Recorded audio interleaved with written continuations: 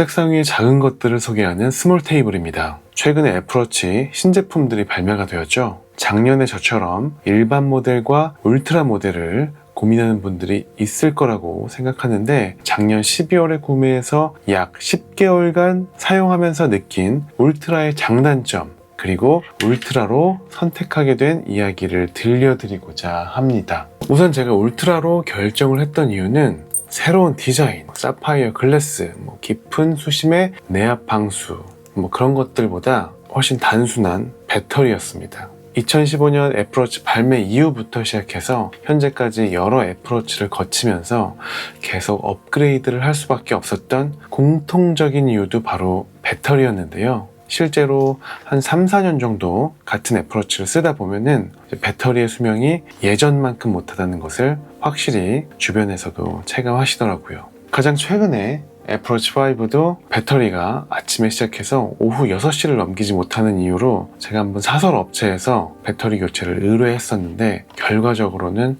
죽었습니다. 이유는 방수 실이 깨지면서 침수로 인한 고장이었는데요. 애플워치 사설에서 고치려는 생각하시는 분들은 접어두시는 게 좋을 것 같습니다. 정식적인 루트로 리퍼 제품으로 교환을 받으시는 것이 아마 훨씬 현명한 선택일 것 같고요. 결국 애플워치의 수명이라는 것은 배터리의 수명과 궤를 같이 한다는 결론인 것 같습니다. 그래서 일반 워치에 비해 배터리가 2배인 울트라를 최종적으로 구매를 하게 되었죠. 배터리가 2배지만 가격도 2배는 아니었기에, 게다가 새로운 디자인, 매력적인 블랙 컬러, 그리고 구매 당시엔 전혀 기대도 하지 않았지만 지금은 굉장히 만족스럽게 사용하고 있는 셀룰러 기능까지 있으니 지금 다시 고민한다고 해도 아마 저는 다시 울트라로 결정을 하게 될 것 같습니다. 그래서 지금부터 10개월간 사용하면서 제가 느꼈던 장점과 단점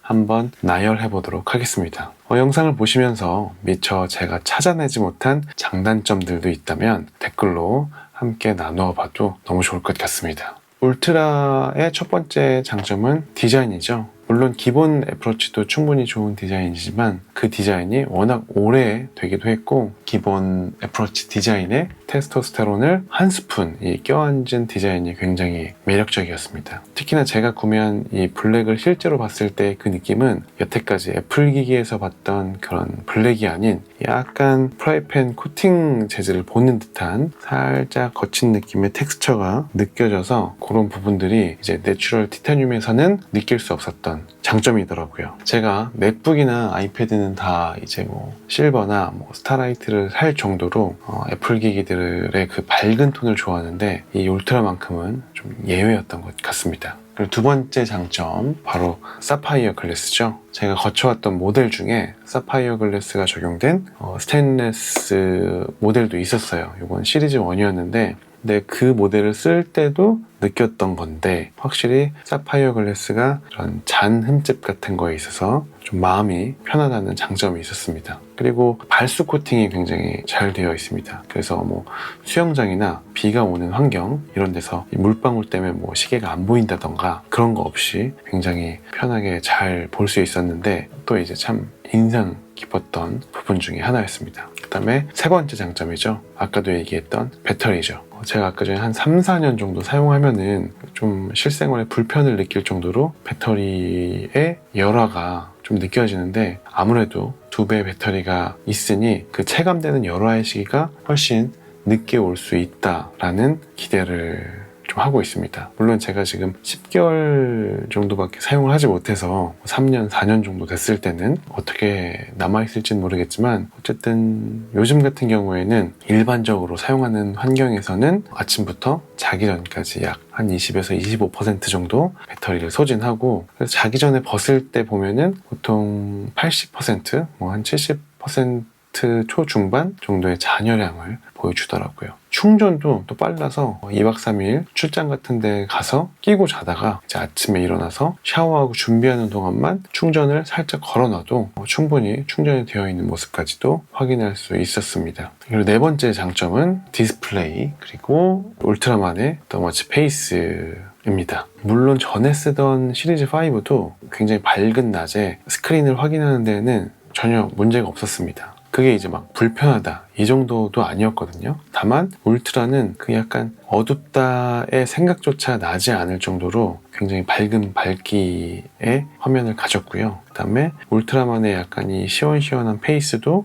굉장히 좋았습니다. 디스플레이 이야기 나온 김에 AOD 이야기를 잠깐 하자면은, 제가 여러 애플워치를 바꿔나가면서 되게 좋게 체감이 되었던 기능 중에 하나가 AOD인 것 같습니다. 시계를 볼 때 우리가 항상 뭐 이렇게 손목을 이렇게 비틀어서 보지 않잖아요. 가령 키보드에 이렇게 두 손을 올려놓고 있다가 시선만 살짝 내려서 시간을 확인할 때도 있고, 이렇게 뭐 자전거를 타고 가다가 시계를 확인할 때도 있는데, AOD가 없으면은 시간을 확인할 수가 없습니다. 이렇게 한번 들어서 봐야 된다던가, 그런 이제 짜잘짜잘한 불편함이 이 전반적인 이 시계를 사용하는 경험에 있어서 굉장히 큰 비중을 차지를 하더라고요. 그래서 지금 이제 AOD가 없는 애플워치를 쓰고 계신 분이라면은 이번 기회에 AOD가 지원되는 SE도 이번에 발매가 되었으니까 한번 써보시라고 좀 권해드리고 싶습니다. 굉장히 좋아요. AOD가 있고 없고는 굉장히 큰 차이다 라고 보시면 되겠습니다. 자, 이제 단점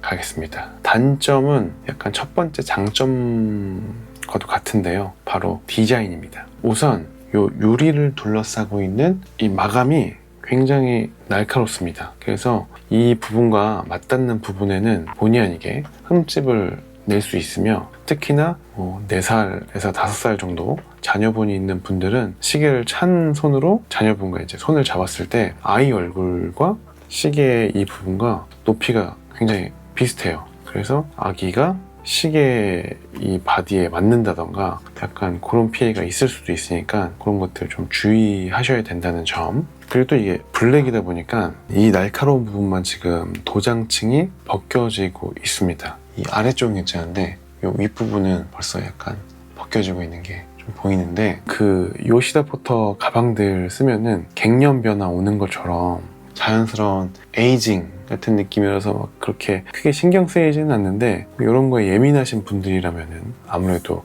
블랙보다는 내추럴 컬러로 가는 게 좋을 것 같고요. 그 다음에 두 번째 단점은 부피와 무게입니다. 지금 이 SE랑 비교를 해도 체감적으로 굉장히 무겁고 두꺼운데, 이게 막 일상생활에서 막 불편함을 주는 그런 건 또 아닌데, 사실 가장 좋은 시계는 얇고 가벼운 시계라고 생각을 하거든요. 실제로 불가리에서도 2022년에 가장 얇은 시계를 내놨어요. 가격은 심지어 5억 7천만 원.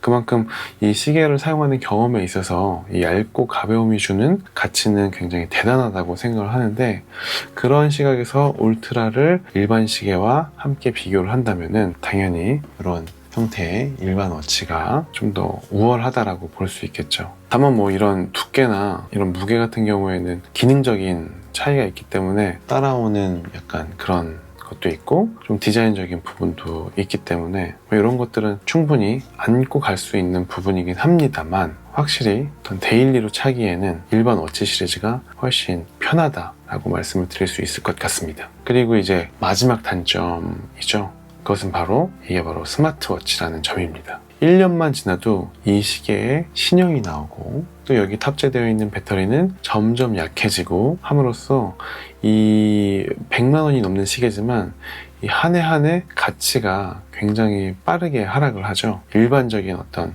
쿼츠나 오토매틱 시계에 비하면은.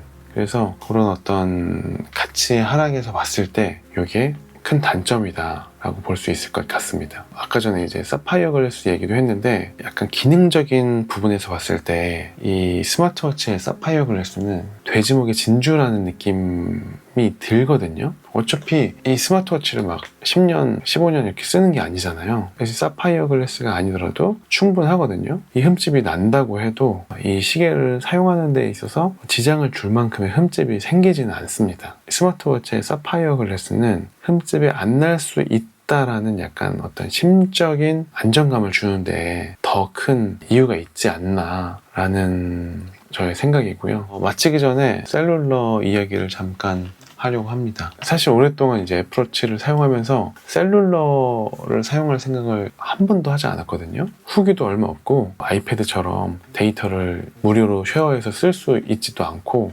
월에 뭐 10,000원 초반 정도의 가격을 내야 되니까 셀룰러를 개통해서 쓸 생각을 전혀 안 하다가 개통했습니다. 어차피 울트라에 셀룰러 기능이 있으니까 마음에 안 들면 해지를 하자 라고 해서 셀룰러를 개통을 해봤는데 이게 생각보다 굉장히 좋더라고요. 그럼 뭐가 좋냐?